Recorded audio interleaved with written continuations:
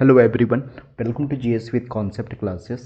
जैसा कि आप सभी को पता होगा कि बीपीएससी 70 का नोटिफिकेशन आने वाला है और पहले से ही निर्धारित किया गया है कि बीपीएससी का जो प्रीलिम्स होगा वो 30 सितंबर को होगा।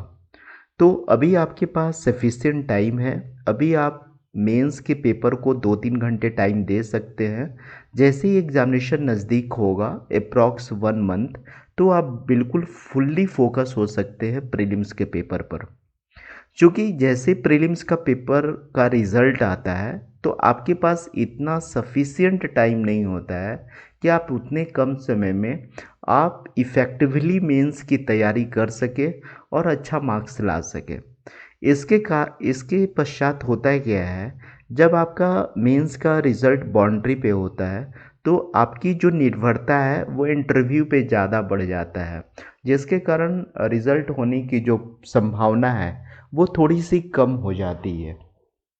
इसलिए मुझे लगता है कि थोड़ा बहुत टाइम जो है आप मेंस के पेपर पर भी दे सकते हैं, एटलीस्ट 2 से 3 घंटे का टाइम।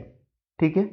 अभी जो हम लोग डिस्कस करेंगे वो बीपीएससी का जीएस पेपर 2 में जो आप लोगों को भारतीय राज्य व्यवस्था इंडियन पॉलिटी का जो सेगमेंट पढ़ना है उसी सेक्शन पे अभी हम डिस्कस करेंगे।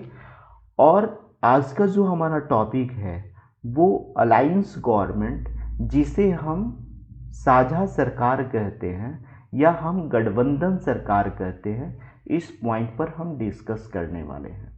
अगर आप बीपीएससी के प्रीवियस ईयर्स के क्वेश्चन पेपर को देखिएगा तो आपको ये रियलाइज़ होगा कि गठबंधन सरकार से बीपीएससी बहुत बार क्वेश्चन पूछी है।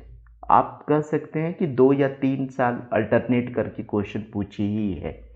तो इस बार जो 2024 में जो लोकसभा का 18वीं लोकसभा का जो चुनाव हुआ और जिस तरीके से दो गठबंधन मजबूत गठबंधन पार्टी बनी, जिसमें एक तरफ इंडिया अलायंस था, इंडिया गठबंधन था, और दूसरी तरफ एनडीए था। ठीक है, जिसकी अगुवाई भाजपा कर रहा था और इंडिया की जो अगुवाई है वो कांग्रेस कर रही थी। ठीक है। तो ये टॉपिक जो है बीपीएससी के लिए काफ़ी ज़्यादा हिट टॉपिक है मेंस का, इसलिए मैंने इस टॉपिक को लिया है। और एक आप लोगों को सूचना दे रहा हूँ कि इस बार मेरी जो टारगेट होगी खासकर जीएस मेंस के लिए, वो जितने भी बर्निंग टॉपिक रहेंगे, जितने इम्पॉर्टेंट टॉपिक रहेंगे, चाहे वो इंटरनेशनल लेवल पे हो या नेशनल लेवल पे, चाहे स्टेट लेवल पे, जो भी हाईलाइट टॉपिक रहेंगे, चाहे वो किसी भी सेगमेंट से ज़रूर मैच करते हो, चाहे polity, economics, geography, science, technology, हमारे भारत की विदेश नीति, फॉरेन पॉलिसी, कहीं से भी अगर कोई बर्निंग टॉपिक होगा उसको हम कवर करेंगे, ताकि क्वेश्चन तो वहीं से पूछा जाता है, तो इधर उधर भागने से अच्छा है टू द पॉइंट वर्क किया जाए, है ना। तो आज जो हम टॉपिक लिए हैं गठबंधन की सरकार है, और ये एक तरह से मैं सिनॉप्सिस ही एक तरह से मैं तैयार किया हूँ। इस पर थोड़ा सा मैं डिस्कस कर दे रहा हूँ, बाकी आप लोग अपने एफर्ट लगा करके आप लोग इस टॉपिक के आंसर को लिखिएगा। ठीक है, और लिखने की कोशिश कीजिएगा, और जो भी दिक्कत होगी हम लोग आपस में मिल करके उस प्रॉब्लम को सॉल्व करेंगे। फर्स्ट ऑफ ऑल हम समझते हैं कि अलायंस गवर्नमेंट क्या होती है। ठीक है। अलायंस गवर्नमेंट का मतलब क्या होता है? साझा सरकार होता है ना। साझा सरकार, या जिसे हम क्या कह सकते हैं, गठबंधन की सरकार कह सकते हैं। तो कभी कभी क्या होता है कि बहुत सारी पॉलिटिकल पार्टीज आपस में मिल करके, बहुत सारी पॉलिटिकल पार्टी आपस में मिल करके एक कॉमन एजेंडा के आधार पर इलेक्शन लड़ती है। ठीक है। जैसे कि 2024 में जो 18वीं लोकसभा का इलेक्शन हुआ, उसमें दो पॉलिटिकल पार्टीज मुख्य रूप से थी, दो गठबंधन मुख्य रूप से थी।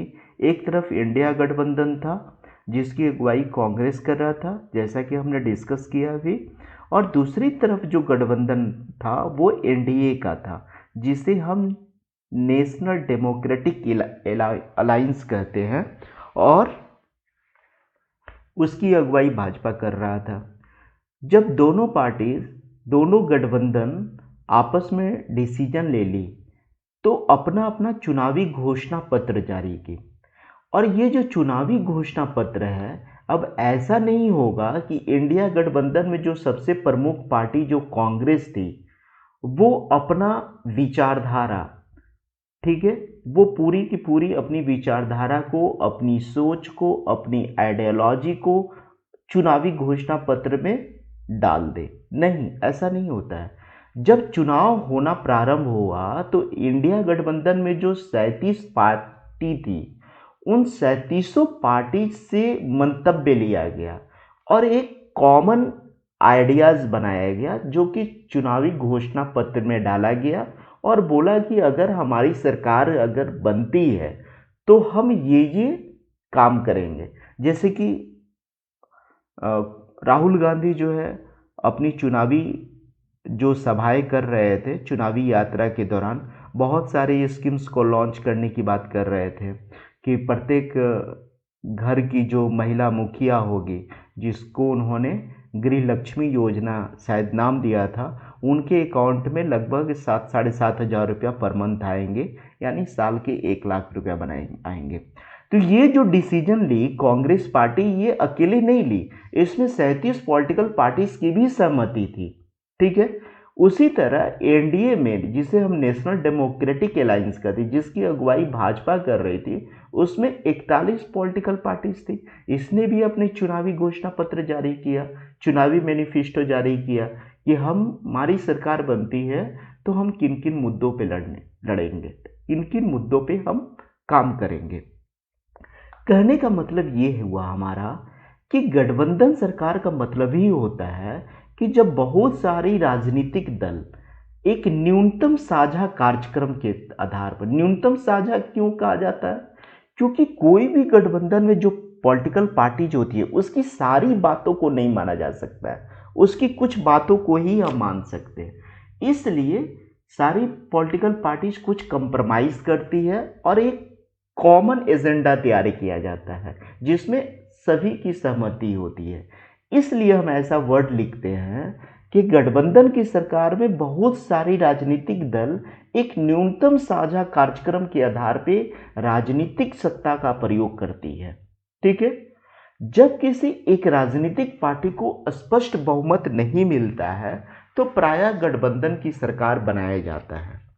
अब आप बोलेंगे कि जब स्पष्ट बहुमत नहीं मिलता है तब गठबंधन की सरकार बनती है, लेकिन कभी कभी इलेक्शन के पहले भी गठबंधन की सरकार बनाई जाती है, गठबंधन की पार्टीज बनती है, ठीक है। तो गठबंधन दो आधारों पे बनता है, चुनाव के पहले भी बन सकता है और चुनाव के पश्चात भी बन सकता है। अब आपके मन में एक क्वेश्चन होगा कि गठबंधन की सरकार का जरूरत ही क्यों है, तो आप इस पॉइंट को आप एक्सप्लेन कर सकते हैं, सेकंड पॉइंट को, कि हमारे यहाँ जो है संसदीय शासन प्रणाली है जिसको हमने ब्रिटेन से लिया है। इस संसदीय शासन प्रणाली में नियम है कि सरकार उसी को बनाने का अधिकार है जिसमें लोकसभा या विधानसभा में बहुमत प्राप्त हो। अगर विधानसभा का इलेक्शन हो रहा है तो वैसी पार्टी को ही सरकार बनाने की परमिशन मिलता है जो कि बहुमत में हो, और अगर लोकसभा का हो तो वही रूल लागू होता है। तो लोकसभा या विधानसभा में बहुमत प्राप्त दल को ही सरकार बनाने का न्योता दिया जाता है। लेकिन कभी कभी कुछ कारणों से किसी एक दल को, किसी एक पॉलिटिकल पार्टी को स्पष्ट बहुमत नहीं मिल पाता है, जिसके कारण क्या होता है, वो जो मुख्य जो दल है बहुत सारी पॉलिटिकल पार्टी से बात करके आपस में गठबंधन कर लेती है और सरकार बना लेती है, ठीक है। तो यहाँ तक तो आप समझ गए होंगे कि गठबंधन की सरकार में बहुत सारी पॉलिटिकल पार्टीज होती है जो कि एक न्यूनतम साझा कार्यक्रम के आधार पे, एक न्यूनतम साझा कार्यक्रम के आधार पे क्या करती है, चुनाव लड़ती है या सरकार बनाती है। अब हम लोग आते हैं थर्ड डायमेंशन पे, जो 2024 के लोकसभा इलेक्शन में हुआ कि 2024 के लोकसभा इलेक्शन में ये जो इंडिया अलायंस था, इंडिया अलायंस का फुल फॉर्म क्या हो गया, इसका फुल फॉर्म हालांकि प्रीलिम्स के लिए इम्पॉर्टेंट है, मैं लिख देता हूँ। इसका हो जाएगा, इसका क्या हो जाएगा, full form Indian Indian national Indian national development Indian national development inclusive alliance, समावेशी, इंक्लूसिव का मतलब समावेशी अलायंस, ठीक है। और एनडीए का नेशनल डेमोक्रेटिक अलायंस, इसको तो आप लोग जान ही रहे होंगे, पहले से ही गठबंधन है, एनडीए नेशनल डेमोक्रेटिक अलायंस, राष्ट्रीय जनतांत्रिक गठबंधन, ठीक है। तो ये जो अलायंस थी हमारी, इंडिया अलायंस कितनी सीटें जीती, 234 सीटें जीती, और एनडीए कितना जीती, 293। इसको चाहिए था बहुमत के लिए 272, तो 272 तो इंडिया अलायंस नहीं ला पाई थी, जिसके कारण जो है एनडीए सरकार बनाई। और आप जिसमें सरकार बन रही थी उस समय भी काफ़ी ज़्यादा उहापोह था कि कहीं चंद्रबाबू नायडू और नीतीश कुमार जो है इंडिया अलायंस में न चले जाए, जिसके कारण उनकी पार्टी की सीट इंडिया में जुड़ जाती और इंडिया अलायंस बहुमत में आ जाती और सरकार बन जाती। लेकिन हुआ नहीं। नीतीश कुमार की जो पार्टी है जदयू, और हमारे जो चंद्रबाबू नायडू हैं वो एनडीए में ही रहे, जिसके कारण एनडीए अपना सरकार जो है केंद्रीय स्तर पे बना ली, ठीक है। लेकिन हमारे बहुमत के लिए 272 सीट्स चाहिए था। तो ये थर्ड डायमेंशन में आप लिख सकते हैं इस तरीके से। मैं केवल पॉइंट पे मैं डिस्कस कर रहा हूँ। गठबंधन सरकार का कुछ दोष भी होता है, ठीक है। दोष को मैंने ऊपर लिखा है, फिर मैं गुण पे भी मैं डिस्कस करूंगा। यहाँ पे राजनीतिक अस्थिरता होती है, ठीक है। इंडिया जब भी इंडिया में, भारत में, हमारे देश में जब भी गठबंधन की सरकार बनी है तो अधिकांश समय में वो अपने 5 साल की पीरियड को, 5 साल की अवधि को पूरा नहीं कर पाती है। राजनीतिक अस्थिरता बना हुआ रहता है, ठीक है। सेकंड नंबर पे है कि आंतरिक विवादों को भी बढ़ावा मिलता है, क्योंकि इसमें बहुत सारी पॉलिटिकल पार्टीज होती है और बहुत सारे पॉलिटिकल पार्टी जो है मंत्री परिषद में भी शामिल होते हैं, ठीक है। उनको कोई कोई मंत्रालय मिला हुआ रहता है, तो एक मंत्रालय का दूसरे मंत्रालय के बीच दोषारोपण का भी सिलसिला प्रारंभ हो जाता है, ठीक है। आंतरिक विवादों को बढ़ावा मिलने के कारण क्या होता है कि सरकार की जो दक्षता है, जो सरकार की जो इफ़िशियंसी है, उसमें कमी आती है। और दूसरी बात क्या है कि यहाँ पर मंत्री परिषद जो होती है, ठीक है, मंत्री परिषद में उत्तरदायित्व की भावना का अभाव रहता है। क्यों? क्योंकि लगता है कि ठीक है, केवल हम ही, मुझसे ही गलती थोड़ी ना हो रही है, दूसरे पार्टी के द्वारा भी तो गलती हो रही है ना। तो इसमें मंत्री परिषद में उत्तरदायित्व की भावना का अभाव मिलता है। दल बदल की प्रवृत्ति को भी बढ़ावा मिलता है। कभी भी लगता है कि सरकार गिर सकती है, कभी भी कोई पार्टी जो है दल बदल करके दूसरे अलायंस में, दूसरी गठबंधन में चली जाएगी तो सरकार गिरने का चांस रहता है। तो इसलिए दल बदल की जो प्रवृत्ति है, ठीक है, इसको बढ़ावा मिल जाता है। फिर इसके पश्चात राजनीतिक सौदेबाजी को भी बढ़ावा मिलता है, ठीक है। राजनीतिक, जैसे कि एक चीज़ है, दल बदल की प्रवृत्ति को बढ़ावा मिलता है, इसमें पक्ष, सत्ता पक्ष और विपक्ष जो है दल बदल की प्रवृत्ति को हवा देने में रहते हैं। जैसे कि मैं एग्जांपल दे रहा हूँ कि कुछ समय जो है सरकार बनने के पश्चात, 2024 में सरकार बनने के पश्चात कुछ समय के पश्चात माननीय लालू प्रसाद यादव जी का बयान आया कि ये सरकार जो है दिसंबर तक नहीं चल पाएगी, दिसंबर 2024 तक नहीं चल पाएगी, और सभी पॉलिटिकल पार्टी के जो कार्यकर्ता हैं, ठीक है, जो सांसद हैं, ठीक है, वो ईमानदारी से काम करते रहिए, सरकार गिर सकती है। तो ये क्या होता है कि सत्ता पक्ष और विपक्ष जो है दोनों दल बदल की प्रवृत्ति को हवा देने में काम करते हैं। राजनीतिक सौदेबाजी भी होती है कि आप मेरे तरफ आ जाइएगा तो हम आपको जो है ये पोस्ट दे देंगे, ये पद दे देंगे। ऐसा लग रहा था कि अगर नीतीश कुमार जो है इंडिया अलायंस में चल जाते तो उनको पीएम का सीट भी मिल सकता था, ठीक है। तो राजनीतिक सौदेबाजी को भी बढ़ावा मिलता है। मंत्री परिषद का विस्तार होता है। मंत्री परिषद का कैसे विस्तार होता है कि तुष्टीकरण की प्रवृत्ति हो जाता है कि नहीं नहीं नहीं, उनकी पार्टी को भी कोई ना कोई मंत्रालय मिलना चाहिए। ठीक है, तो सारी पार्टी को भी मंत्रालय मिलना चाहिए। तो इस तरीके से मंत्रिपरिषद का भी विस्तार होता है। और नेक्स्ट में जो है सामूहिक और व्यक्तिगत जवाबदेही का भाव, इस पॉइंट को आप इस पॉइंट से भी आप कोरिलेट कर सकते हैं कि मंत्रिपरिषद, राजनीतिक सौदे, दल बदल की प्रवृत्ति, सामूहिक और व्यक्तिगत जवाबदेही का मतलब क्या हुआ? इसका मतलब हुआ कि सामूहिक उत्तरदायित्व की भावना का अभाव होता है। तो ये सारे दोष है, राजनीतिक अस्थिरता होती है, आंतरिक विवादों को बढ़ावा मिलता है। ठीक है, दल बदल की प्रवृत्ति को भी बढ़ावा मिलता है, राजनीतिक सौदेबाजी होती है कि आप मेरी तरफ आ जाइए, हम आपको मनपसंद मंत्रालय दे देंगे, मनपसंद पोस्ट दे देंगे। मंत्रिपरिषद का भी विस्तार होता है, क्योंकि बहुत सारे पॉलिटिकल पार्टी को तुष्ट किया जाता है, संतुष्ट किया जाता है, और संतुष्ट करने के चक्कर में ही मंत्रिपरिषद का विस्तार हो जाता है। सामूहिक और व्यक्तिगत जवाबदेही का अभाव होता है, क्योंकि इसमें बहुत सारे पॉलिटिकल पार्टी के बहुत सारे लोगों को जो है मंत्रालय मिल जाता है। तो एक मंत्रालय की जो प्रगति है या जो आरोप प्रत्यारोप है दूसरे मंत्रालय पे लगता है कि नहीं, आपका मंत्रालय सही काम नहीं कर रहा, मेरा मंत्रालय तो सही तरीके से काम कर रहा है। ठीक है, गुण क्या होता है, कुछ हम गुण पर भी डिस्कस कर लेते हैं कि इसमें संतुलित निर्णय भी लिया जाता है। संतुलित निर्णय भी होता है, कैसे होता है?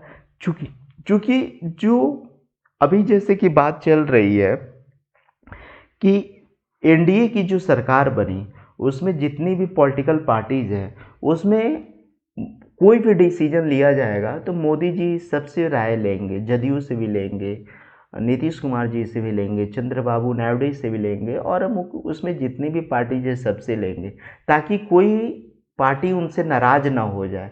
इसके कारण क्या होता है कि संतुलित निर्णय, एक बैलेंस निर्णय ले पाता है गठबंधन की सरकार, क्योंकि वो हिटलर शाही नीति नहीं अपना सकता है। ठीक है, अधिक प्रातिनिधिक एवं लोकप्रिय जनता को प्रतिबिंबित करता है। अधिक प्रातिनिधिक कैसे हो जाता है?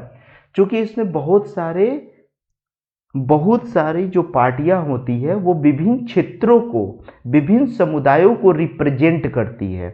ठीक है, और बहुत सारी बहुत सारी जो राजनीतिक पार्टियां हैं उनको बहुत सारे जनता के द्वारा जो है समर्थन मिलता है, जिसके कारण अधिक प्रतिनिधि और लोकप्रिय जनता को प्रतिबिंबित करती है। ठीक है, अब मान लीजिए कि केवल बीजेपी को ही अगर भाजपा को ही या बीजेपी को ही अगर बहुमत ज़्यादा मिल जाता है, तो एनडीए में जितने भी और सारी पार्टीज थी उनकी बात थोड़ी सी फीकी पड़ जाती है। उन कोई भी डिसीजन लेने में उनका कोई रोल बहुत ज़्यादा नहीं हो पाता। और बहुत सारे पॉलिटिकल पार्टीज जब आपस में मिलती है तो वो ज़्यादा रिप्रेजेंटेटिव हो जाती है। ठीक है, संघीय प्रणाली कैसे मजबूत होती है?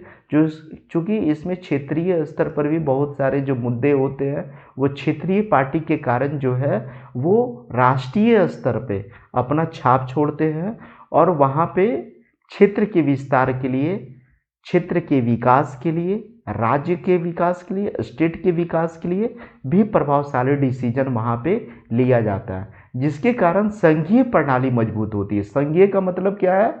सेंटर और स्टेट, केंद्र सरकार और राज्य सरकार के बीच जो बॉन्डिंग होती है, आपस में जो बॉन्डिंग होती है काफ़ी मजबूत हो जाती है। ठीक है, अब देखिए ऐसा आरोप लगता है कि गठबंधन सरकार बहुत ज़्यादा प्रभावशाली काम नहीं कर पाती है। अगर आपसे क्वेश्चन ऐसा पूछा जाए तो आप एग्जाम्पल दे सकते हैं कि बहुत सारे गठबंधन सरकार आई और बहुत सारे अच्छे अच्छे काम किए।